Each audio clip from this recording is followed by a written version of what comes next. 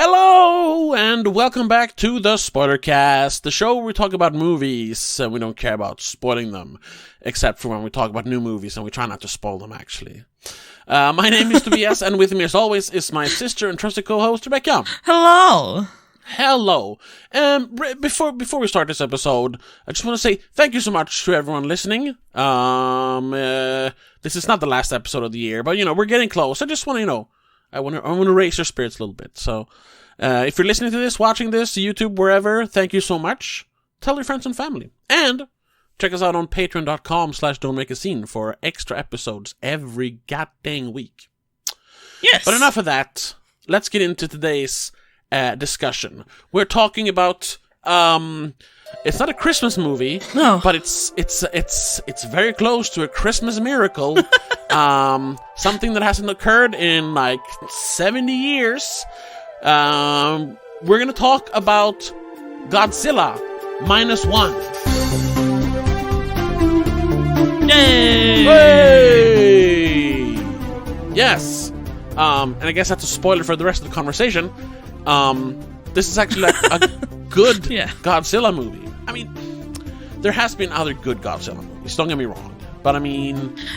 this is a good movie that involves Godzilla. Yes. We should also pick, are we going to call it Godzilla or Gojira for the rest of the discussion?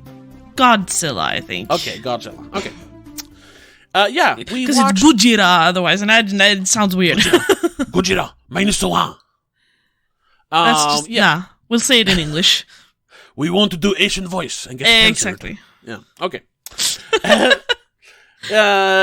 This was we have talked about it a while back when the trailers dropped, right? I believe so. Yes. I think we did on some episode. Yeah.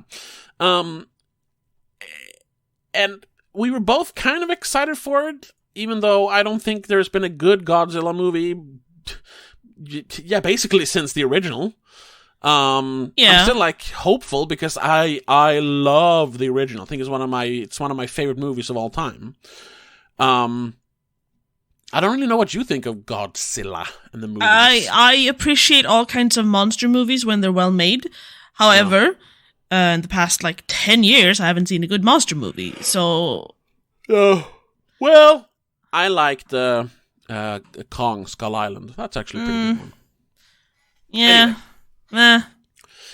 So we saw this trailer, and it looked sufficiently different, and yes. there was a lot of hype around it. Problem is, though, that there was a lot of hype around the last Japanese original Godzilla movie, Shin Godzilla, which came out in 2016, and that one was so bad. I mean, I know a lot of people like it, so controversial opinion here. I thought it was so bad that I just turned it off half an hour in. I don't even remember which one that is. No, it wasn't. I mean, it was a pretty big release. It's the one where Godzilla looks like he has risen out of a volcano. He's all glowing and burning, and there's smoke. Yeah, no, I remember the poster. I just don't remember the movie at all. No. Did I watch it? Like I said, I didn't watch it. I turned it off, so I don't think you watched it unless you watched it by yourself, and I don't think you sit down and watch Godzilla movies by yourself. Unless we're talking about it. No. Yeah, exactly. Not really. So when this trailer came out, I was like, wow, this looks really cool. They're going back to, the origins, so to speak. I mean, technically this takes place before the original Godzilla. Which I guess is hence the name? Being -1? No. The name is actually referring to the fact that this is post-war, World War II, post-war Japan. And Japan obviously lost that war after Nagasaki and Hiroshima. Yeah. So the country was at 0 at that point. And then a few years after the war, they get ravaged by a sea monster. So that's below 0. They're -1 now. Yeah. Okay. Weird titling. If there's anything to complain about, it's the title. It's pretty bad, actually. But the rest of the movie, ooh, boy. Yeah, let's just get into it. Without spoiling too much, like we said. We'll try to do a spoiler-free part, and then we'll get more into spoilers if we need to. Yeah. But... So, I'll ask you, like we usually do. what did you think of Godzilla -1? I thought it was pretty darn good. Yeah. As Godzilla movies go, honestly, the best one I've seen that I can remember. I don't remember liking Godzilla movies that much. Yeah. No. I do have certain like stylistic issues with this one, I guess, but that's just personal preference. Sure. Story-wise, I fucking loved it. I was gasping when things happened. I laughed. I didn't cry, but I was like, oh my god, clutching my purse almost and stuff. Yeah. There was one moment where it got a little bit too slow for my taste, but it was also a late viewing. It has been a long week. That has obviously played a part in my experience. Yes. Usually I'm the one that's kind of nodding off, even if it's a good movie. But this time it was you. But I think it was because the lull, like the calm before the storm kind of thing. Oh, okay. And I'll say this. That's also maybe giving it away, even though I've already given it away. I watched it for the second time in less than a week yesterday when we watched it together. Yes. So I was prepared for it, So I was exactly. Like, I was looking at you more like, is she still awake? Is she reacting? This is a good part. Yeah. Yeah. No, but the only slow part was the lull, like the calm before the storm or the final battle or something. Yeah. That's when it got a little bit too slow and a little bit too late, and my mind just went a little bit blank. Yeah. But other than that, a very good movie. Apparently it cost like not even 10% of what Aquaman 2 is gonna cost. It wasn't like $15 million? Something like that, yeah. And Aquaman is like $200 million or something. Yeah. Oh my god. And this looks as good, if not better, than most modern Hollywood movies. Yeah. And this is it 100% produced in Japan, or was it an American studio as well? I don't remember. No, it's all Japan. It's Toho Studios, original. Right. I mean, the only studio I think that produces Godzilla movies, except for Warner Brothers here in America. Yeah. No, it's a Japanese production. It's a fully Japanese movie. Which, hey, maybe they're just actually paying people then. Well, yeah, Japanese work culture. You never know. You never know. That's true. There's the infamous story of Konami basically kidnapping Hideo Kojima to finish Metal Gear Solid. Sure. But other than that, yeah. Maybe they're not as hard on their effects team, I guess. Yeah. No, yeah, and that's something to point out, that there are super nitpicky. There are moments when the CGI stuff is not great. Sure. There are some, I don't know exactly, but shading issues, rendering issues. But the thing is, they're also, all the animation and stuff, and this is just tip of the iceberg, it's done with a lot of care, and there's a lot of there's an artistic vision to the look of the movie. It's not just, we'll do it in the computer because that's easier. No, there's a point to it. Yeah. It's not just replacing actors with CGI or having people walk around in green screen instead of actual costumes because it's easier to make a CGI costume. No, there's a point to it here. Yeah. So you very quickly forgive and forget the imperfections, and you're just swept away into the beauty of it. Yeah, a lot of the imperfections, I guess, felt very intentional. Yeah, specifically, yeah. And I know specifically regarding the creature. Yes. And we'll just say that right away. Godzilla in this movie has a distinct look because it's based on the guy who wrote, directed, and actually was involved in making the special effects, because he's actually an effects artist from the beginning. Takashi Yamazaki. Yamazaki, yeah. His favorite Godzilla movie it's Godzilla, Mothra, and Ghidorah or something. All Monsters Attack from 2001, I think. And in that movie, they of course use the what do they call it? They call it puppetmation or something, where it's a mixture of suit, puppet, and animation. Oh, okay, yeah. To the classic Godzilla, man in a rubber suit stuff. Mm-hmm. So it has the kind of rubbery kind of look. The arms are kind of stiff. The legs are obviously looks, like they're detachable. Yeah. Even though this is a fully CGI Godzilla, so they could just make it look more, quote unquote, real. But he wanted it to specifically, look and kind of feel like the all monsters all out attack version. Yeah. Even though there's definitely, it looks more real. There's it has more animation to it, like the eyes. Sure, and there's there's details that are yeah. more realistic. However, the design, like the actual features of it, also remind me of the original Godzilla, the way I remember at least. Oh yeah. With the rounded snout and the kind of puppyish face. yes. It's a mixture of he's kind of cute, but then those eyes are they're so black and just super evil. They're so angry, and then there's eyes. These ginormous spikes on your back. Yeah. The face it's really strange. Because it has this the snout or nose or whatever you want to call it, nose part is very rounded and puppyish. Yeah. And then paired with the short T-Rex arms, you kind of get a silly look of it. Yeah. But then again, you look at just the eyes or the back or the tail, and you're like, no, this is a monster. Yeah. And then you have the thick ass thighs. Yes, which are obviously there so that you can actually put a real person in there. Yeah. So they just took that design. Yeah. And I gotta say, that's also one of those things. It's a nitpick because it's purposefully done that way. But I gotta say, when you see it when it's walking through the big scene where it's destroying the city, Ginza. It's in the trailer. It's no spoilers, whatever, it destroys cities. It's Godzilla. Cities, yeah, exactly. It looks a little weird. Yes.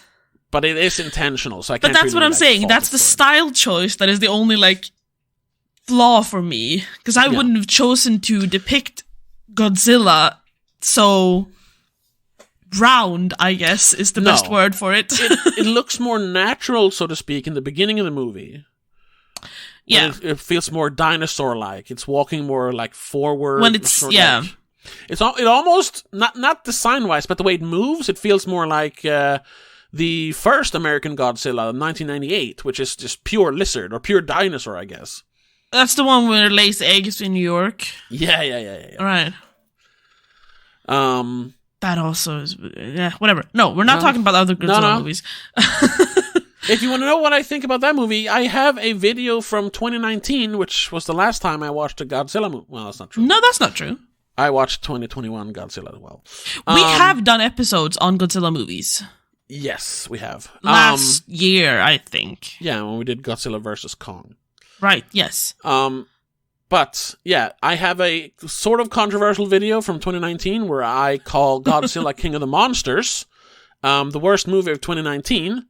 And there are so many, Godzilla stans who just hate me in the comments in that video. Hey, and there I talk about... It's opinion.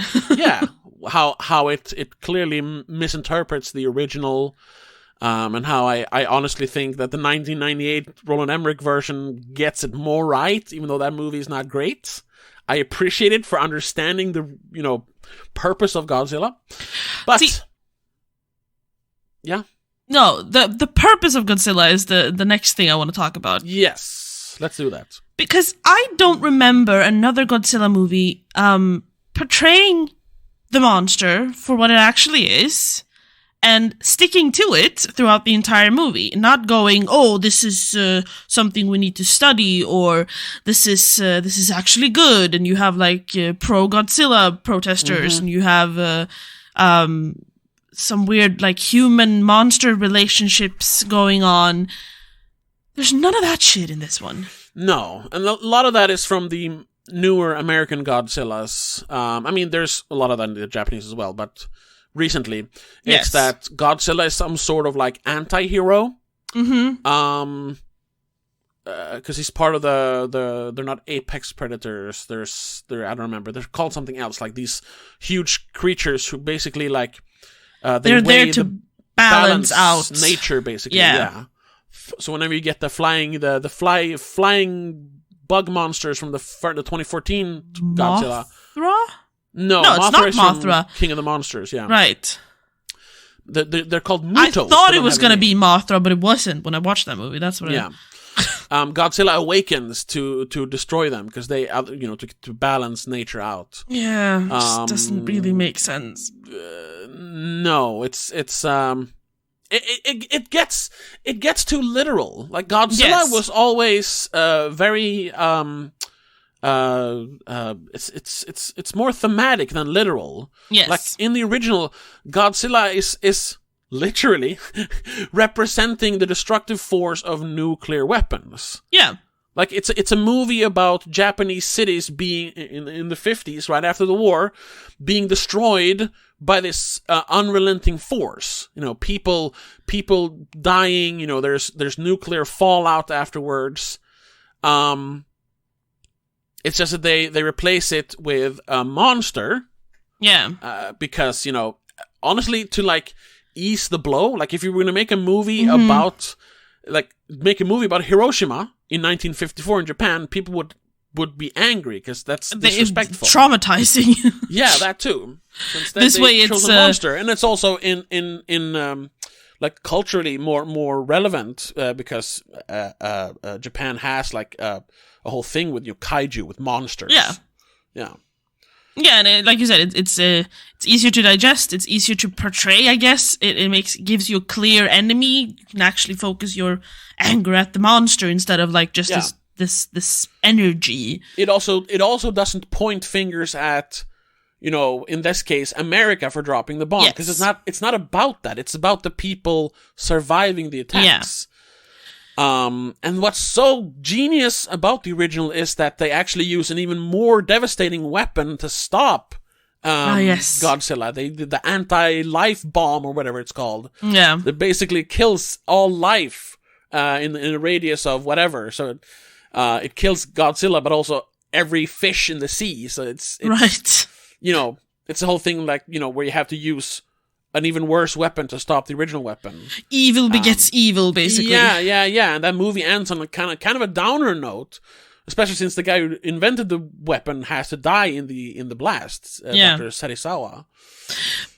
Going back a little bit to Godzilla -1, without going further into discussion about, because we'll keep going on the theme of this movie, but I want to ask you then, in short terms this time, what did you think of it? Oh, I fucking loved it. There we go. I think I was, like the second time I watched it, it was not as emotionally devastating. I mean, the first time I cried several times. I don't know. And I was not going into like, oh, I'm gonna love this movie. If anything, I was kind of going in like, this is probably gonna suck. Just like every other Godzilla movie I've seen. Exactly. I mean, I haven't seen every Godzilla movie, but every Godzilla movie I have seen have either been trash or like okay. Except for the original. A disappointment in general, basically. Yes.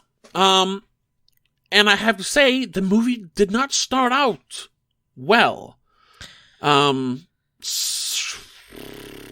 we gonna have to? Whatever. And I just say that the first, like the opening 15 minutes. There was a moment where I was like, oh no, is that how the movie's gonna start? And you mean like the intro part on the island, right? Yes. This is gonna be awful. And I was like, oh right, because the guy loves the cheesy 90s Godzilla movies. No. But then it picks up, and I was like, oh, wait a minute, this is like a real movie. There's people, and there's destiny. People are crying. There's allusions to the war. There's commentary on like the futility of dying with honor in war and stuff like that. It's basically an anti-war movie without like hating the people who are forced into war. Yes. Very, very, very nuanced look at war, which I loved, especially from a country like Japan. Where everything is so wrapped up in this honor-bound stuff, Yeah, honor culture in general. Yeah. It was incredibly well written, well acted. Yes. I mean, everyone involved, like in the main cast. Of course, the main guy, Koichi Shikishima, is played by Ryunosuke Kamiki. Great fucking performance of a man suffering from pretty obvious PTSD. Yeah. And then Minami Hamabe, who plays the not even love interest, just the female lead, I suppose, Noriko Ishii. And then the second female lead, Sakura Ando, who plays Sumiko, the neighbor. Yes. But my favorite character was actually he's mainly referred to as Captain in the movie. Yeah, I figured. Yeah. Kuranosuke Sasaki was amazing. I mean, he was very, very animated, which was funny. And, you know, he was had a lot of funny lines. He was very anime. Yeah. Honestly, the three, like, support characters were written very much like anime characters. Yes. And acted that way as well. But I think that it worked. Oh yeah, and I think they also, like, they all three of those characters, Kid, Captain, and Doc, as they were called in the movie, they all, though, had, like, moments where, you know, you took them seriously. It wasn't all just haha funny, you know, anime characters. No. They had depth, they had a point, they had a reason for being there, and they all had their moment to shine. Yes. And specifically, much like, you know, a well-written anime would have. Yeah, I suppose. I don't watch anime, so I don't know. Especially then, Kuranosuke Sasaki, towards the middle of the movie, you know, the scene in the bar when Shikishima is revealing his plans and he gets very angry. That was a rough one, because you know they've become friends over the last year, and then there's this outburst of anger, understandable anger. Of course, over the choices Shikishima is making. And all this stuff in what is supposed to be a silly monster movie. That's so good. That's the thing, though. It's not a silly monster movie. No, it isn't. The monster is just a visualization of well, we're getting into the theme here that we started up earlier. It's a visualization of war in general. Yeah. Destruction and war. But the aftermath as well. Yeah. And just human emotions regarding everything surrounding a war. Yeah. It's fear, it's despair, it's something that could instill hope, I guess, in a way as well. Yeah. Yeah, I actually recently watched a video on YouTube by a YouTuber called Rowan J. Coleman, who makes a lot of Star Trek videos. I'm kind of back and forth if I like him or not, but this video was good because it was called "When Will Star Trek End?" or "When Should It End?" And it talks about that there's so many shows now, and they're milking it basically. Yeah. And he started like counting backwards from all the stuff we have now to the original series, like what shows actually serves a purpose. What of the shows and movies actually builds upon the original and expands that and aren't just, you know, more space adventures. They actually make sense, have a purpose. Mm-hmm. And there's a lot of similarities with the Godzilla movies because you have the original, which definitely serves a purpose. It's to show what the Japanese population went through after Hiroshima and Nagasaki. Yeah. I don't know what people thought back then, but watching that in the cinema must have been very affecting, even for like foreign audiences, I think. Well, yeah, because it was so close to the actual war. Yeah. It was like 8 or 9 years after the actual bomb drops or something like that. Yeah, it's pretty weird. But then they started, you know, quickly releasing sequels, which are all just, I mean, there are okay ones.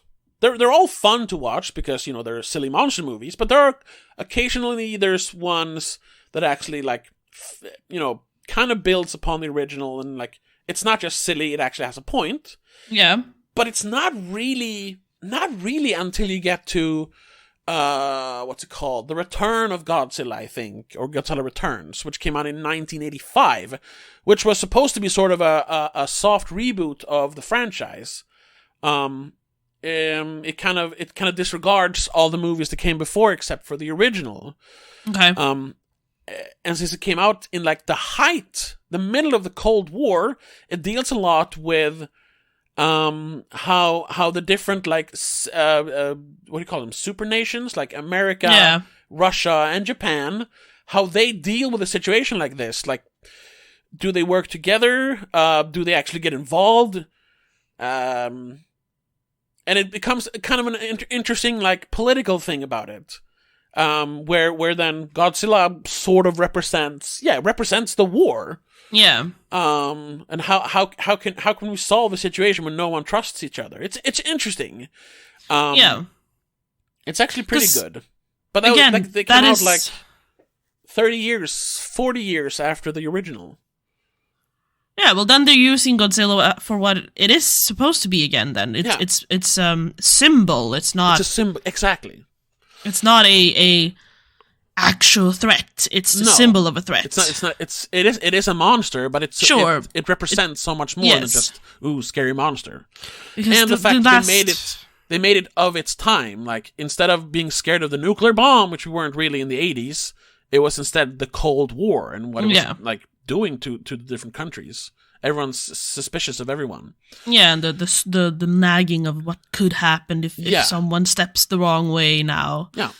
And then they immediately followed that up. Well, not immediately, but a couple of years later, the next one, which is a direct sequel, is all about, we're going to use the remnants of Godzilla to create a flower monster that Godzilla can fight. Oh, damn it. And you ruined it. Yeah. There are, like we said, there are some highlights though in the 90s and 2000s that I've seen, but then it's not until now that we have another one that actually feels like it has a purpose other than just be entertaining. And it feels so great because the original was not just about entertainment; it had a point. Yeah, that's the thing though, because I grew up watching the 90s version. What's it called? The one in New York? What did you call it? That's just Godzilla, the Roland Emmerich version. Yeah. And in that one, it's not really... I don't remember it being like about war and stuff like that. I remember more of like the scientists wanting to study it and there's more of the natural aspect of a creature. Yes, it is more just like an animal, but honestly, and this is why I defend Godzilla 98, or Roland Emmerich's Godzilla. Sure, it is cringy, it is dumb, it is silly, but, and that it might be inadvertently or accidentally, because I don't think Roland Emmerich and Dean Devlin, who wrote it, are that smart. They actually wrote a movie where Godzilla kind of represents mankind's carelessness when it comes to nature.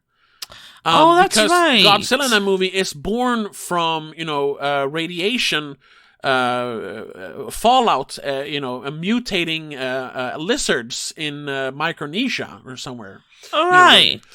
So it's kind of it's a man-made monster. It's climate change, manifest. Yeah, in the late 90s, that's actually... Yeah. Which also fits because you have a lot of like eco adventures. I mean, you have Waterworld, which is all about, the polar ice caps have melted and now this world is a water world. I think a couple of, going back to Star Trek, at least a couple of the Next Generation movies deal with like eco stuff. I mean, you have fucking Captain Planet in the late 80s. There was a lot about the environment in the 90s. Biodome, for fuck's sake. Yeah. If you want to really, go deep. So it fits with the time. And cringe stuff aside, it has a point. Sure, but the main thing you remember of it is like the military chasing it before it like hatches a few eggs and there's more of them. Yeah, I know. Unfortunately, I don't think... I mean, I watched it when I was obviously too young to understand, like, the subcontext. Sure. To me, it was just like, they're chasing down a dinosaur because they want to, like, not want to have more of the big ones that they can't control. Yeah. And it looked kind of like, they wanted to make Jurassic Park, but you know, in New York City. So instead of a T-Rex and Velociraptors, we have Godzilla and mini Godzillas. An iguana that got radiated from French nuclear tests and became a giant monster. Yeah. Which actually, French nuclear tests irradiate an iguana into a giant monster. That's the line on IMDb. Yeah, exactly. But yeah, so like the initial idea of that movie is good. It's just the execution that is bad. Yeah. And then we get to this. That one. Yeah. And then we get to this, which once again perfectly captures the ideas of the original, what Godzilla was supposed to be. Yes. And this kind of goes back to, like we said, not specifically nuclear weapons, even though that's obviously, I mean, his heat ray in this creates mushroom clouds. Yeah, it is a nuclear blast. It's a nuclear blast. We see a nuclear explosion ravage a city. Like, it's obviously harkening back to which is, I guess, also like represented in the fact that fishes come to the surface because they're all dead by radiation when he comes close, or he ate the monster. But then also just in general showing like the destruction, the horrors of war, basically. Yeah. I was actually, I don't remember exactly when. I think it was while watching it the second time. I was, kind of jokingly, but now I might be serious. We call this like a future, like classic war movie. If that's even possible. I mean, it's not, because it's not technically a war movie. No, it's not technically a monster a war movie. But I mean, it's more also a post-war movie. Sure, but could you understand? These like when we talk about like war movie classics in the in 20 years when this would be considered a classic, because I say 20 years, then you can be a classic. Yeah. You talk like, oh yeah, my favorite war movies, like the greatest war movies of all time, like Platoon, Saving Private Ryan. Deer Hunter, Godzilla -1. Could you see that happening? Maybe not specifically as a war movie, but definitely as a classic in general. Oh yeah. Yes. I mean, a lot of people, sure, I mean, they kind of had to say it because they were, close to the franchise, but like Gareth Edwards, the director of the first of them, the new American Godzillas, he said like, this is probably the best Godzilla movie ever, and this is how you make a Godzilla movie. Yeah, he said this is what a Godzilla movie should be like, was the quote, apparently. He was jealous. Yes, which he should be. No offense to him, he's a good director. But that 2014 Godzilla movie is just, it fumbles, it's so badly. It starts out so well, and then it just devolves into schlock. Is that the one where Bryan Cranston and his wife are involved in like the nuclear plant thing? Yeah, where Godzilla first emerges in the 80s, like 89 or something. Yeah. And then Kick-Ass plays his grown-up son. Kick-Ass, yes. Why do we? That man is always going to be Kick-Ass, and that's it. It's the Luke Skywalker curse. In his case, it's the Kick-Ass curse, I think. I guess. What is it? Aaron Taylor Johnson. Yes.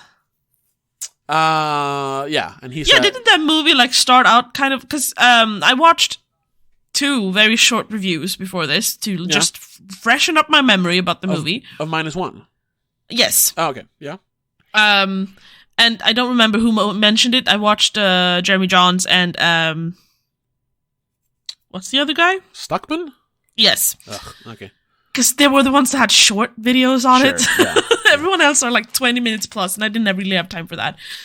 One of them mentioned that the Godzilla 2014 has in the beginning the whole the characters. You care about Bryan Cranston and his wife. Yeah, and like the whole like mystery of what happened that day, and he knows that there's something in there. They're covering something up, which I thought was a great angle to go with. Like, of course, the government would hide the fact that there's a giant lizard destroying cities. Yeah, as long as they can, because otherwise it would create panic, which they even mention in this movie. Yeah, exactly. And the movie, in the beginning, as far as I remember as well, it's very much character-driven. Yes. Until we actually see the monster, then it becomes a silly monster movie. Yeah, then they're just chasing the monster. Yeah. And trying to stop it and shit. And yeah, it just deflates the entire... And the fact that they have 2 different monsters, so Godzilla has something to fight. No! Like, you don't need that. Yeah. Godzilla is the issue, nothing else. All the good Godzilla movies only have Godzilla in them. Yes. He's so Godzilla -1 is that first section of the 2014 movie. Yeah. Stretch out over 2 hours. Yes. Because all you care about in this movie, I don't even care how they're gonna... I mean, sure, I had some issues and questions regarding the validity of how they were gonna destroy Godzilla in -1. I mean, we're kind of into spoilers here, just FYI. Yeah. Or There's we're always a plan, getting though, into it. Lasers or a volcano or something they're going to destroy Godzilla with. And they have a kind of wacky plan here as well. But yes. should we say spoilers from now on then? So in case we say just something? in case, because in case we say something, and in case maybe we might have spoiled it a little bit, because maybe people were expecting a monster movie. No, I don't. I mean, yeah, but that's going to be clear pretty quickly. I wouldn't call that a spoiler and say like, oh, this is not the monster movie. This is actually like a serious, quote unquote, serious movie. It is a serious movie. Yeah, but I mean, monster movies can be serious as well. This is a serious monster movie, but this is a drama. It's what Scorsese would call cinema. Yes, I honestly think he would call this cinema. Yeah. This is not a roller coaster ride, which he calls like Marvel movies or comic book movies in general. No. This is Scorsese approved cinema. Watch Most me likely. now. Yeah, when he actually says like, "Oh, I thought it was terrible. Oh God, the rubber monster." Yeah. No, I'm like, "Oh no." Anyway, from now on, we're gonna get into spoilers. We're gonna have to discuss most likely. So story beats. So if you don't want anything like that spoiled, turn it off here. Like just to go wrap watch it the up movie and come back. Yeah, but just to wrap it up before that, we both liked it. Yes. I loved it. You liked it a lot. I mean, it's still a 5-star in my opinion. Oh, okay. Jesus, okay. Yeah. I don't think I'm as emotionally attached as you might be, because of you have a very long history of loving Godzilla in general. Because, yes. I mean, I remember Godzilla was part of our childhood. Oh, because of you. Yeah. I mean, the first Godzilla I saw was 98, and since then I was hooked. It was just that I was a weird kid who wanted like a heavy thematic Godzilla instead of silly monster movies. Yes. So I was like, they all suck, and I never watched any. Anyway, yeah. For me, it's top 3 this year. Dare I say, maybe even best of the year? I mean, spoiler for the Spoilers Award, but you know. Oh, this is definitely nominated for best movie of the year. Oh, yes, definitely. We'll get to that later in the beginning of next year. But yes. Anyway, spoilers. Spoilers. You have been warned. I don't remember what I was about to say. Well, we were kind of getting into their plan to kill Godzilla. Yes. You had some issues with the validity of it. Sure, no, but yeah, despite having some issues with the validity of some of the plans, or the plan, I mean plan A and plan B technically, both seem very silly and strange. That wasn't the issue of the movie. That wasn't what you were focused on, even throughout them talking about the plans to destroy Godzilla. No. You were focused on what do they call him? And Noriko. Koichi, yeah. Did you call him Koi sometimes, I think? No, Koichi or Shikishima. That's what they call him. Maybe it was Shikishima they called him, yeah. Chiki-chan. Yeah, whatever. Yeah. Me and Japanese names, sorry. Not that good at them. Everything you did, everything in the movie was just, like, you only cared about Koichi, really. It was, and of course, you know, his relationship with Noriko being so natural without being the generic and traditional relationship. Yeah, no, yeah. I mean, that's they were a found family, which I find good. You're pointing that out. Not really. It's not usually as well portrayed as it was in this one. No, like you get a lot in books, and in books it works. Yeah, But in movies, I don't think I've ever seen the found family trope done this well in movies, unless it is based on a book. Yeah, and that's another aspect of this movie that is so where like the writing really shines. The fact that like Koichi and Noriko, they both lost their parents in the war. Koichi, Noriko, and Akiko. Akiko, the child Akiko. who's involved, yeah. They all lost their parents in the war. Yeah, and they kind of came together, sort of like, Japan had to come together after losing the war. I mean, the found family thing, that probably happened all over, people having to, come together. Neighbors to having survive. to come together, yeah. And yeah, like you said, that shows how broken the country, but really a country is after losing a war. Yeah, that there are all these like the families are just destroyed, and you kind of have to piece together whatever is left afterwards. You find comfort in strangers because that's all you have, really. Yeah, exactly. And I mean, even Sumiko, the neighbor who lost her kids in the fires. And her husband in the war. Yeah, exactly. I understood correctly. Well. Yeah.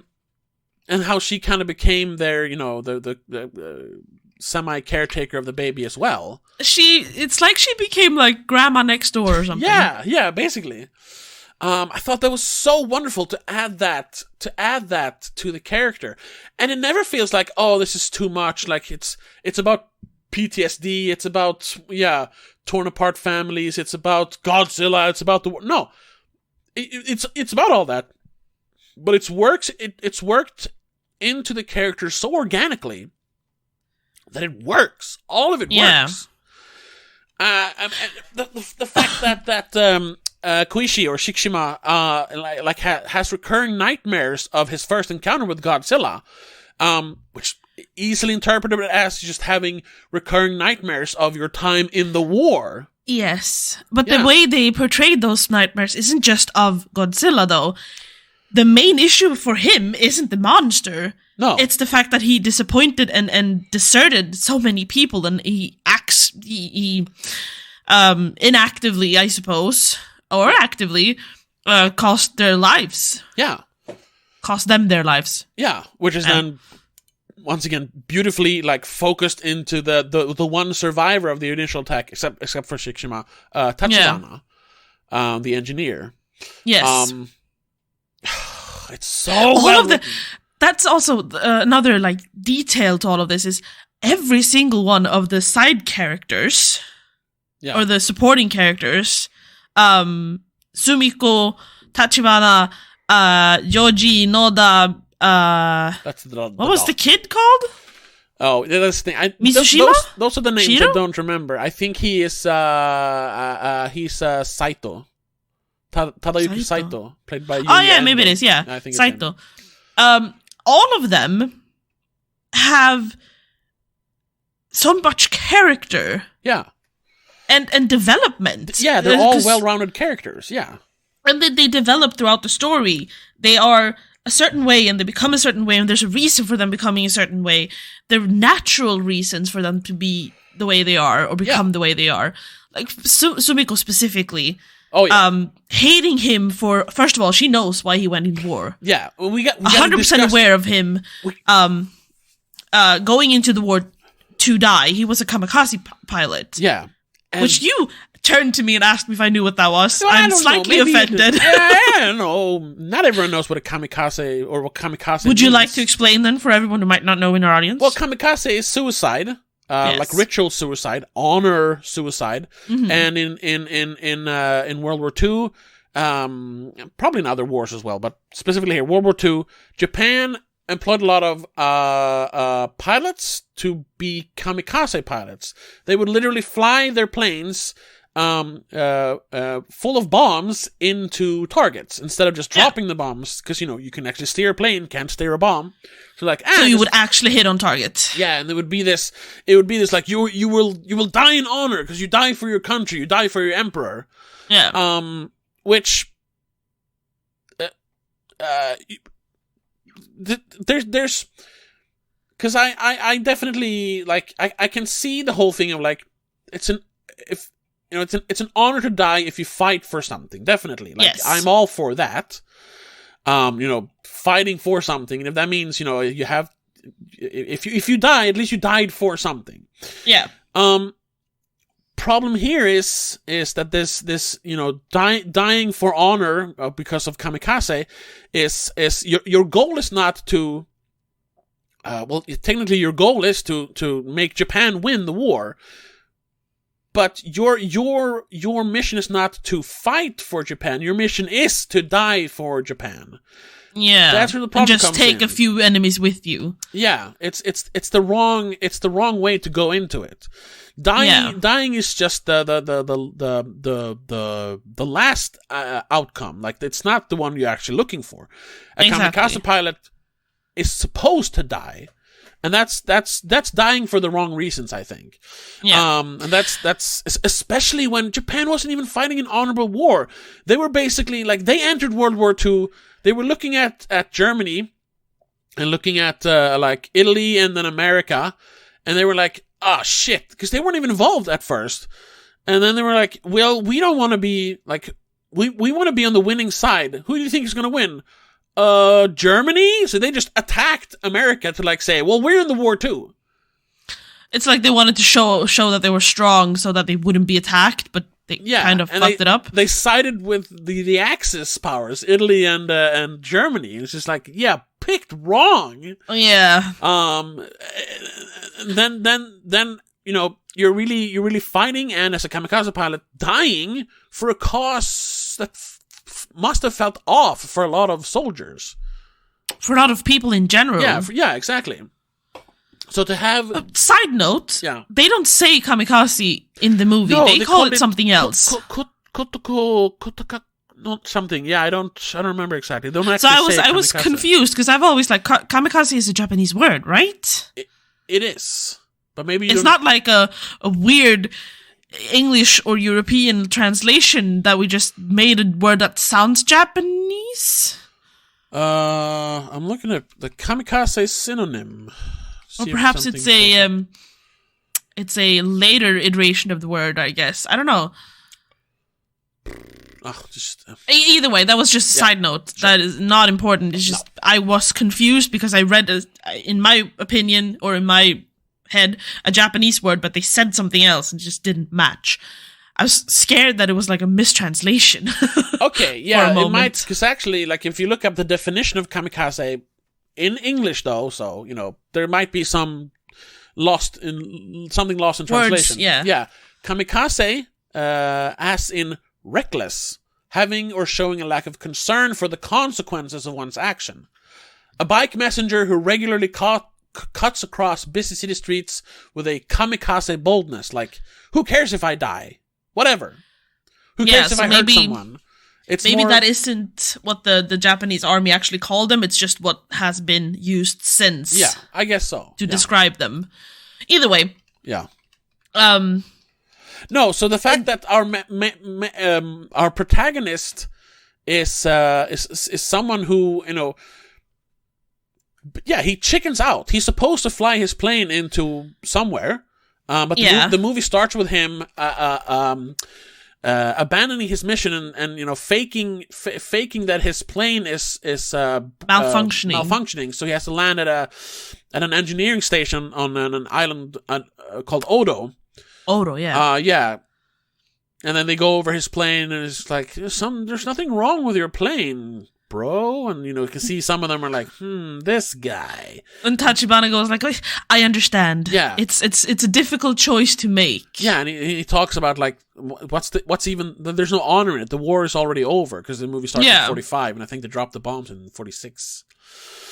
Or 45. But what I was getting to is Sumiko's character development. She in the start of the movie, she's taking out her anger on him because he was supposed to win the war for them. He is representing what winning the war would be for her. But if he's alive, that means maybe others also didn't do their duties, and that's why we failed. That's why we lost the war. That's why my children died. Yeah. And I'm sure that happened to a lot of course, kamikaze pilots who quote unquote chickened out. I mean, they must have been regular fighters as well, most likely, because they obviously didn't die honorably on the warfield, so maybe they didn't do their job as well. Yeah, and it's the whole thing, I lost it. Damn it. Well, then having a small character as Sumiko then develop over time, going from being just resentful to him, and then, because she lost her children, obviously the child is what's gonna make her soften again. And that is the only reason she still has, that's the only reason she has to live towards the rest of the movie. Yeah. Because that's all she does. She takes care of, what was the baby's name? Akiko? Aki-chan. Which was a very cute child. I fear the way that they made her cry might have been a bit odd because they were very... it came out of nowhere. The 2 times the baby started crying, it was very abrupt. Yeah. So it feels like they pinched her or something. I hope not. Because those are genuine tears though. Like when she starts, and that's heartbreaking to see a little child the first cry. time I was like, oh no, what happened? Yeah, because that's right after. Well, we're in spoilers. That's right after Noriko supposedly dies, and she asks, "Where's mommy?" And it's just like, mommy's not coming. Mommy's working late, I think he says. And she's like, what do you mean she's not coming home? Yeah, It's not like she's crying because she knows she's dead, but she's crying because mommy's not here. Yeah, oh my god. Having to explain that mommy's dead to like a 1-year-old? No. How? Yeah, few things are as terrible as that. And the worst part is that none of them are actually Akiko's parents. Yeah. They're just when she calls accidental parents. Shikshime calls him like Okawa-san, and he's like, "Oh no, I'm not your daddy." Don't I love though that included the reactions of Captain, Kid, and Doctor, because they're like, "Wait, you're not? Yeah, you're not married?" And then like, wait, what is this? Why would you say that? Just embrace it. Yeah. Once again, though, perfectly then tying into because he doesn't really want to get close. I mean, he's close enough. Obviously, he loves both of them. Yes. But he doesn't want to admit it to himself. Exactly, he doesn't want to admit it. And, when sometimes he reminds himself, like, no, wait, I don't care. Because deep inside, he is, of course, ashamed as well that he didn't do his mission. Yes.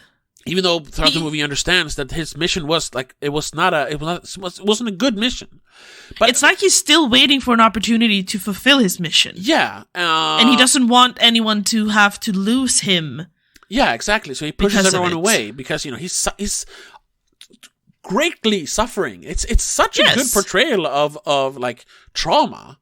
Yeah, he's still in war. Yeah, at war. When he wakes up and starts screaming that maybe you and Akiko, he says to Noriko, like, maybe you're just ghosts. Maybe I'm rotting away on Odo Island. And he just jumps on her. Maybe like, these are you're my last dreams of a dying man. Oh my god. And her being like, I don't know how to explain this to you, but you are alive. You're here. Yeah, how do you explain that to someone? It's can't. No, it's like Leonardo DiCaprio's wife in Inception. Like, how can you tell that you're not in a dream still? That's why she jumps out a window. It must be a really terrible thing to not know if what you're seeing around you is real or not. Imagine living with that. Yeah. Ugh. Yeah. Awful. And it's portrayed very, very well by. What was his name? Kamiki. Kamiki. Yeah. Which I mean, I don't watch a lot of Japanese stuff, so I don't recognize any of these people really. No, me neither. But I feel like they would be like big actors who've done a lot of stuff. He has 130 previous credits. Jesus. A lot of them is voice acting, though. Oh, okay. Oh, for like anime stuff. Yeah. Oh, he was a lot. Yeah, he's like a random voice in Spirited Away. He's a voice in Doraemon. Doraemon, yeah. I only recognize a lot of like TV stuff. Yeah, it seems.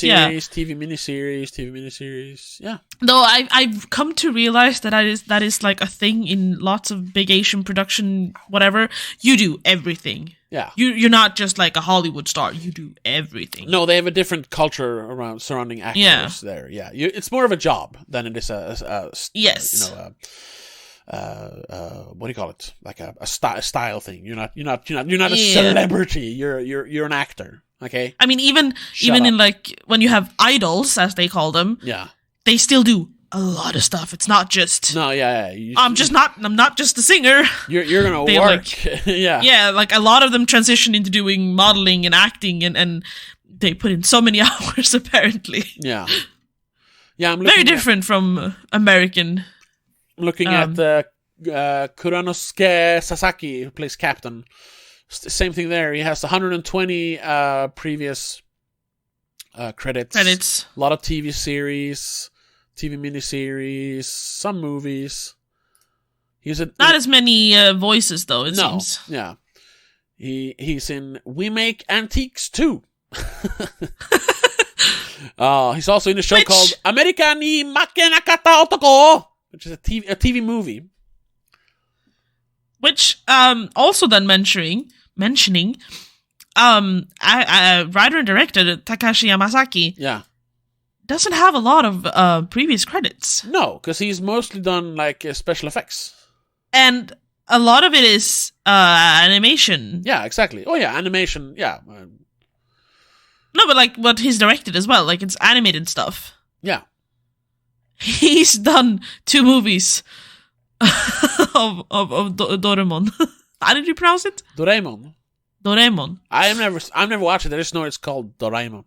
I just know the character. I've just seen the face, basically. But I guess because I know some people have like mentioned him in reviews and stuff. I read that he's like revered director Takashi, whatever his name was. Takashi but he only Yamazaki. has 28 credits, including Godzilla -1. Well, I mean, that's a lot of movies. Sure. But a lot of them seem to be like kids' movies. Yeah. But he was also, I saw that he was actually chosen to direct like the whole, intro show thing for the 2020 Japanese Olympics? Oh yeah, that was 2020 was Japan. It was Japan, right? I think so, yeah. It said here somewhere. Yeah. He was hired to film and promote. Oh, okay, the Tokyo Olympics. Maybe that wasn't the big show then. Anywho, he did a great job. Yes. For being, kind of new to directing this kind of movie. Yeah. Very, very good. Very, very, very, very good. You could say that maybe it's a little too, over, swelling with emotions. If you want to be really cynical, that's a little too, emotionally manipulative with the music and everything. But I think, not always, it works. Yeah, it works. I think I only reacted to the music like twice. Yeah. Like being like, oh shit, this music is making me feel something. But I can see cynics saying like, oh, they're just trying to make me feel things here. Maybe. But I think the one moment where the music really spoke to me was when there was no music. Okay. When it was absolute silence after the first blast. Oh, yes. Jesus Christ. Yeah. My God. That's the one moment I might have actually almost cried. When he just realizes what happens. Yeah, and when Noriko! Yeah, when he just steps out and goes, wait, where is she? Where is everyone? Oh. What is happening? And you just see from a distance that the sky is darkening, and then he's just like devastated, and black rain falls. Yes, and that's also like my God. Maybe it's a little. We should talk about that because I think that's also like a cultural thing, like a cultural / language barrier thing, because there is a lot of like lines spoken where they're almost like speaking their thoughts. Like in the beginning, when Tachibana is gathering up all the bodies on Odo Island in the beginning, he's dragging a body. And in an American movie, he would just been like sobbing, like, but here he is just like, you didn't deserve this, and like spells it out. They talk to themselves a lot more. Yes, but that's the thing, because that's also, you see that in Japanese movies or anime, a lot of anime is like that. In TV shows, in K-dramas and everything. Yeah, so that's like a thing, but I also think it's kind of like art imitating life, imitating art, because I think, like, Japanese people just do that now, and I'm wondering if that comes from how they act. You know what I mean? I talk to myself when I'm home alone, out loud. Yeah, I think a lot of people do. They just don't want to admit it. Yeah. Or later when but it's something that is not portrayed in Hollywood as much. No, exactly. And we usually talk about, show don't tell, and definitely sure, that's why it felt kind of off. But then you realize that it serves such a great purpose, because it really culturally it fits. Yeah, but also really, really pinpoints what the characters are about. Yeah, because when Noriko has died and they're in what they call it in Jewish, like Shiva or whatever it's called, when they're like having a wake. Kidding. They're mourning. They're mourning. Yeah, I'm kidding. I don't even think it's called a Shiva. Whatever. And Shikishima is kind of he's kind of like out of it. Obviously, like another thing to add to my trauma. And he just kind of walks away from the sitting room, so to speak, into like the sleeping area. And he's like, and he sees the pictures of all the people who died on Odo. And he says to himself, like, is this why?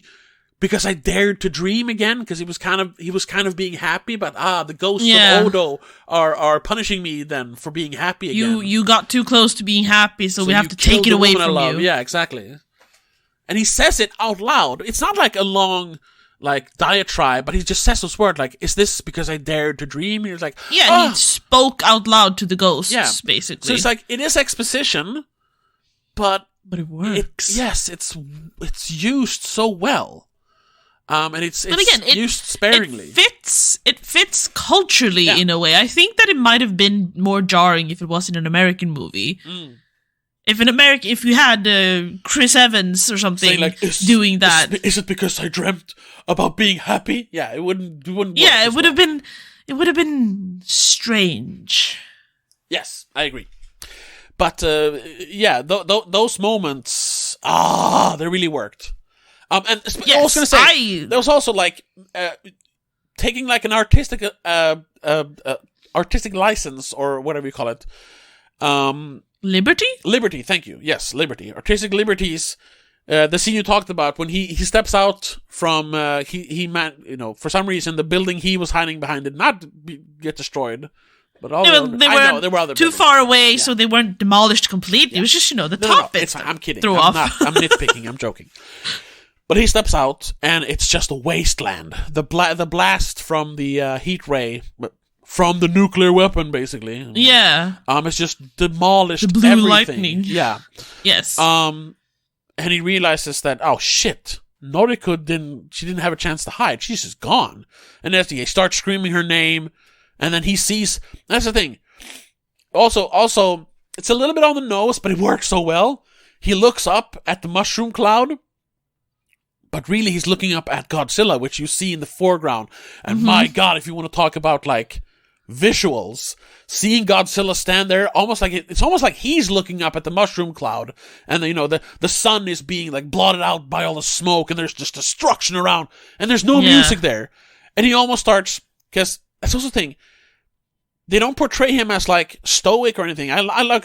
We've talked about this before. I love stoic characters, but Shikishima is, because he's supposed to be scared. That's his thing. He's destroyed. Yeah.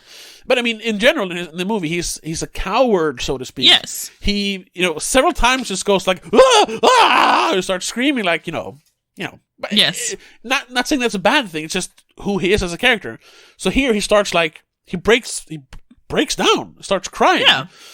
But then as he looks at Godzilla, it turns into anger, and he starts just screaming. Yes. And as he starts screaming, black rain falls. And it's just so effective. Yes, it's just so amplifies the anger. Like, he just turns black with rage. So, and she's like, that doesn't really make sense. But if you really want to nitpick, it does make sense, because that's just, debris and dust coming down. It's nuclear, what's it called? Nuclear fallout. Yeah, or literally just dust and shit. And it starts raining, but that's fine. But it's so effective. I mean, black rain as someone is screaming because the love of their life just died in an explosion. Like, oh my god! And even if the black rain didn't make sense, it would be fine because it's so effective. I want more artistic liberties being taken in movies like this. It's so cool! That's the thing, though. I liked it even more because it's technically not, I guess, the love of his life. It's like his reason to live, his happiness. That's more. What I mean. Yeah, it was a thing he could cling on to. It was the only thing he had, really. Yes, I agree. It was his lifeline, I suppose. Yeah. More than just love. Yeah. Because I liked that it wasn't traditional love. Yeah. That also added to the entire feel of the movie. Yeah, there was no sex scene. I mean, they didn't even kiss, but I'm guessing that's implied. Because it said, we've been together ever since, blah, blah, blah. No, I'm thinking it's very platonic. Oh, you think? Yes. It's more like a marriage of convenience. That I don't It's like they just, you know what? It's much easier to just like, sure, we're family now. I make money, you take care of the kid, I can't just abandon you. No, but I mean... And then they grew to feel comfortable and safe with each other, and then you just stuck together. Sure, but I guess this is just my, like, headcanon, or what you want to call it. In my version of it, they at least, they got together. They were intimate. Like I said, it doesn't matter, and I'm fine with them not showing it in the movie, but, for me, it's just like, yeah, that happened. I mean, they lived together for 2 years before she died. Yeah. Come on, bro. Nah, in my head, nothing happened. They're not even married, technically, but it's like a marriage of convenience. Yeah, but that's because I hate the sterilization of Hollywood nowadays. Everyone's just friends or family. There's no love in movies anymore. At least not like PG-13 movies. But this is true love, though. Yeah, sure. Because big ass spoiler, but I mean we're in the spoilerCast here again. Yeah. When she comes back in the end, oh my god, it was like I don't know. It was like he was reborn. It was like he had fulfilled his mission without having to die. He was an actual he did what he was supposed to do without actually having to sacrifice his life. And everything just, for once, worked. He finally succeeded with what he was meant to do. Yeah. And he had tried so many times now. And the universe rewarded him for it and brought back the person he needs to life, literally. That's also such a great thing, because in the final, the final battle with Godzilla, They win. They kill Godzilla, and everyone's like, "Yeah, we fucking did it." Love though, because the whole honor culture, they salute Godzilla as he dies. Yes, it's like an honorable, an honorable enemy, an honorable foe. Yeah, exactly. Yeah, great stuff. And it was very, very once again very visual, seeing all of them just saluting in the wind. And even the ones who weren't soldiers, which I kind of found a little bit funny. They all said we were all in the war. Sure, they were all like soldiers. Before that battle, sure, there were a lot of us and them kind of thing, because you're not a soldier, you can't really come. Yeah. You're injured, you can't really come, kind of thing. Yeah. But after that battle, you're a soldier just as us, I guess. You came together as a people. Yeah. Which is also another... I still laughed a little bit when Kid saluted. It just looked funny for some reason. I loved it. But Shikishima, he flies a kamikaze plane into Godzilla, but it turns out he actually he used the catapult seat or whatever it's called, ejection seat, ejector right before. Seat. Yeah, and he survived.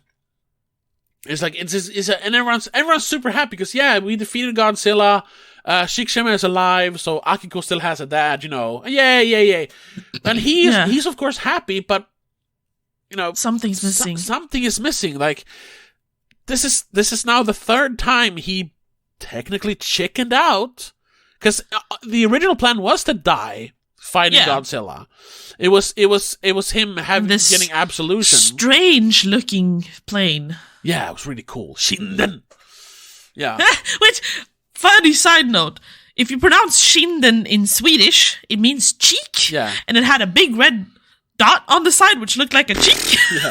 I think Shinden is like something. Laughing. I think you can just add that. It has a meaning. You like add that to other things because it's called something Shinden, and I've heard that Shinden word used before. Anyway, so he's still like, did I do the right thing? Really, like, is this going to absolve me, and is this going to rid me of the guilt from Odo and from not, doing? Or will I still be haunted? Yeah, because then even when the kid, the guy comes by and like, you did it, Shikishima, you're alive, you saved us all. And he's like, yeah, he's happy, a little bit. He's not sure, and then he sees Sumiko with Akiko. And Akiko. He's like, what are you doing here? And she's kind of angry because he didn't leave a note saying like, I'm going to kill myself, here's some money for Akiko, basically. So and that's kind of funny because in the beginning she hits him for not dying for his country. In the end she hits him for wanting to die for his country.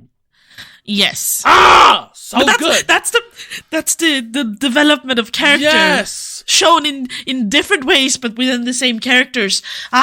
Love it. Yeah. I love it so much. And the fact that it ties into the sorry, we'll get back to the ending of Shikishima's character. But the fact that so much of the third act, when they're sitting together to plan to kill Godzilla, they're talking like, the army can't do it because they don't have an army anymore. They were like, they were just because they lost. They weren't allowed to have an army. No. All their like tanks and ships were just trashed or given away to like the UN or whatever. Yeah. And they don't really have any soldiers, so it's all ex-soldiers coming together as civilians to fight Godzilla. It's not the government. It's not the military. It's just volunteers basically. Yeah. But that's kind of what's the thing. In the war, they were forced to fight, sometimes for a cause they didn't believe in. Now they all have a common goal that they want to fight for. And instead of dying for your country, they want to fight so they can live for their country. Yeah, they even say it. Yeah, that's why Noda, who, Doc, who turns out he's kind of the mastermind of the plan, says like, no one is going to die here. We're not dying for our country. We're fighting so we can live. Yeah. Which is a great comment on the whole skewed honor culture, especially during World War II in America. Social commentary, and it's worked in beautifully. And while we have that beautiful commentary, we still have Shikishima in the foreground going, always being like, no, yeah, but I still want to fly the fucking kamikaze plane. I need to die. He still feels like I still need to die to be able to like absolve myself. Yeah. And that's why when Sumiko hits him for wanting to die in the end, it's just like, that's the point. Like, Japan thought that dying for your country was the right thing. No, living for your country is the right thing. Which makes this like a fucking great anti-war movie, if you want. Yes. But then, back to the ending, Shikishima. So, he's still kind of like, is this the right thing though? Maybe I should have died. Maybe that would have been the right thing. But then he reads the telegram that Sumiko got earlier that day. And they rush to the hospital. And they run in and they see that Noriko is fucking alive. Which means that in order for everything to be well, he didn't have to die. He had to live. Yes. He's given, his life back. That's what Noriko represents in that scene. She's the reward for him finishing his mission, basically. Woman being a reward, but it's more meaningful than that. Yes, it's not the physical woman, it's the embodiment of his joy. Yeah. And the fact that she of says... his life lust or will to live, basically. Which almost sounds a little bit accusatory at first, when she says, is your war finally over? And he just looks at her and he starts nodding like, yes, it is. Yes, I'm done. I don't have to fight anymore. I have everything I need. I realize that now. Yeah. I didn't have to die to make things right. And he hugs her and starts crying, and that's so beautiful. It's not accusatory though. It's her going, like, do you feel okay now? Yeah, that's what I mean. Feel like, at first it kind of sounds like like that, but then you see that she's truly happy to be alive and happy that he's alive, and she's and not happy that he's not trying to finally figure out, happy. like, no, he's just exactly. She's like, finally, we can move on. We can live life without... we can put the war and the horrors of war behind us. Yeah. Which, Godzilla, once again, we defeated Godzilla. We defeated the behemoth, the horror that is war. Yeah. Oh. To wrap this up, though, we have to kind of mention the very ending. Yes. Because as they're embracing and they're crying, they dolly in on Noriko's neck. Yeah. And you see some There's sort of little, like black scar or something. Yeah, a little moving almost. Living. Was it? I wasn't sure. It looked like it was, I don't know if it was glowing or moving. Something about it was alive. Okay, yeah, sure. And then they cut a little black thingy. Yeah, and then they cut to the remains of Godzilla falling slowly towards the bottom of the sea. Because they fight him. We haven't said that. The way they defeat him, which I also think is a great like anti-war comment, they don't use weapons to kill him. No. They use gravity. They use nature. They use nature, yeah. Because they lure him out into the sea, the deepest part of the sea, which is 1,500 meters. I don't know what that is, and basically 1,500 yards deep. Yeah, it's a little deep ocean grave thing. Yeah, like a trench, like a Marianas Trench. Yeah, but not that's as the word. Deep. Yeah. And they managed to wrap him in cylinders full of freon gas, which they then turn on, which creates, bubbles around him, basically displacing water, which means he just falls down very rapidly towards the bottom of the ocean, creating tremendous pressure. And sure, he can survive explosions and stuff, but the weight of the entire ocean, that can crush anything. Yeah. And also, they're hoping that it's going to be too rapid for his body to adjust to it. Exactly.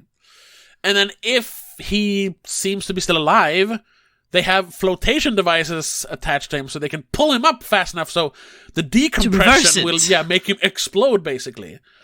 That's their plan. It, of course, fails. That's plan A strong. And plan B. But then Shikishima comes with a bomb and blows up his head. Which, if the brain is not intact, you can't. That's your engine. Basically. I mean, he also kind of stuffs the exit for the nuclear blast. So I kind of saw it as if the nuclear blast kind of internalized and he blew up himself. That's why you see the rays coming out and he kind of falls into pieces. Yeah, which looks kind of weird. Bang. There's a few things about the actual creature that looks weird, because how the heck did he keep 2/3 of his body above the sea level? Yeah. I know. Was he paddling like a fucking duck? That's another thing that kind of harkens back to the old movies, because we don't care. It's supposed to look like he's swimming, but it's obviously just a guy standing in waist-high water, because that's easier than that, because he can't swim with the suit on. So it looks a little awkward, but that's, I think, by design. It's supposed to look like the 80s and 70s movies. Yeah. And also, it's a visualization of just nuclear war. It's not really a thing. Yeah, exactly. It doesn't really matter. But it takes some adjustments, yeah. Yes. Just like his legs looks kind of plasticky and weird. Yes. Yeah. However, after the explosion, after the blue rays disintegrate... Yeah, and whatever's left of Godzilla starts sinking to the bottom. And then we hear a heartbeat, and then we see the body start reanimating, which we had seen earlier. Smaller damages, he could reanimate, even though they left scars. But he starts... Much like a lizard regrowing its tail. Yes. So, and I was like, damn it, they had to squeeze in a fucking cliffhanger or sequel bait.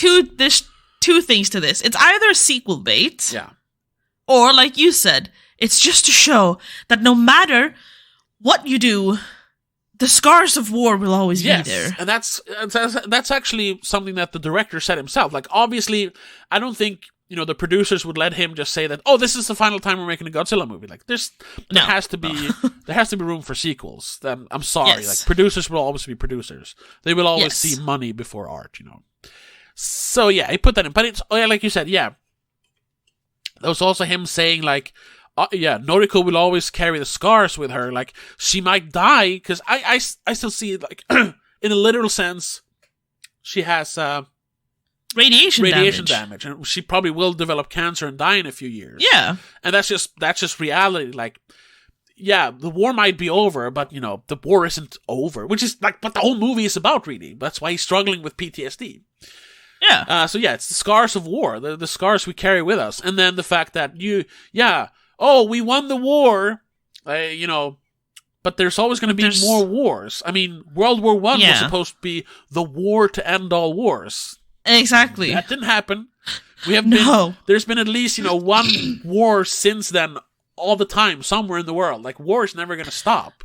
Yeah. So that's why you can't kill Godzilla. It's inevitable. You can't kill war. Yeah, exactly. So it ends, like, of course it's a happy ending, but it also ends, like, on a sort of downer / more realistic note.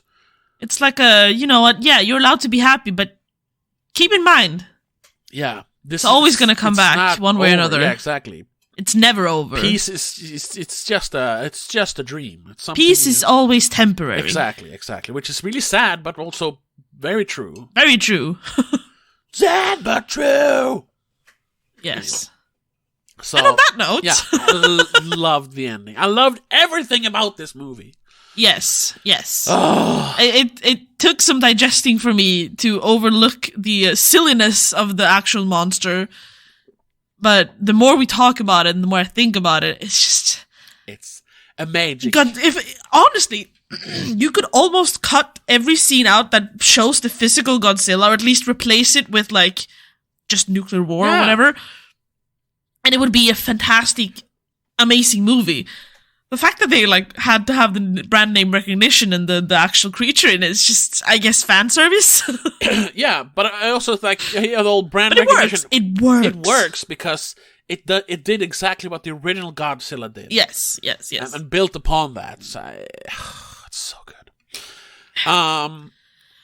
We've been talking for over an hour now. Yes, so we'll wrap it up here. I'll just say, like, because they've talked about making a second one, like a sequel to this, like a proper sequel to this. Takashi Yamazaki was talking about it, like, yeah, if they let me, I'll make another one. And I'm like, that's both good and bad, like, because obviously he can make a good Godzilla movie, but also, you know, what if they fuck it up? But I mean, it's sort of like with the James Bond movies. There's so many, so might as well make another one. It's not like you're gonna ruin the franchise. It's been the way it is for like 70 years. However, it could sour this one if you make a direct sequel that is not as good. That's true. And this one does not need a sequel. No, it doesn't.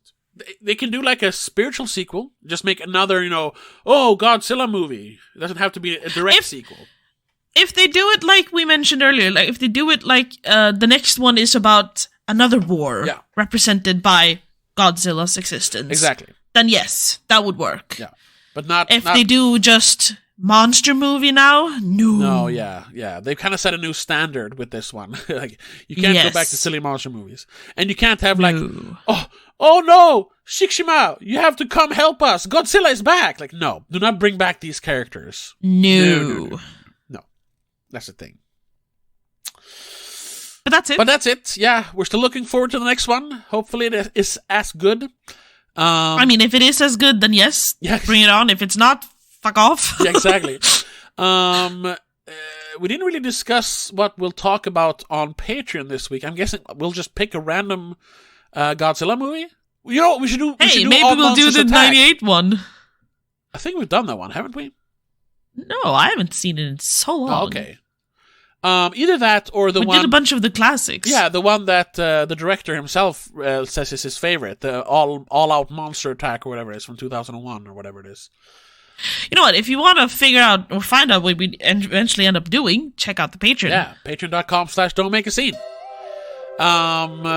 But that's going to have to be it. Thanks so much for listening or watching. Leave a comment if you're on YouTube. Check us out on all the socials. There's links down below. And we will see you in the next episode. But until then, have a good one. Bye. Bye. The spoilerCast is part of Please Don't Make a Scene. It is produced and directed by Tobias Widén and hosted by Tobias Widén and Rebecca Widén. Executive producer is Annika Widén. I also want to give a huge shout out to all our patrons over on patreon.com/don'tmakeascene. Christopher Billén, Daniel Del Gaiso, Mom, Dad, Laura Kinney, and Sika85.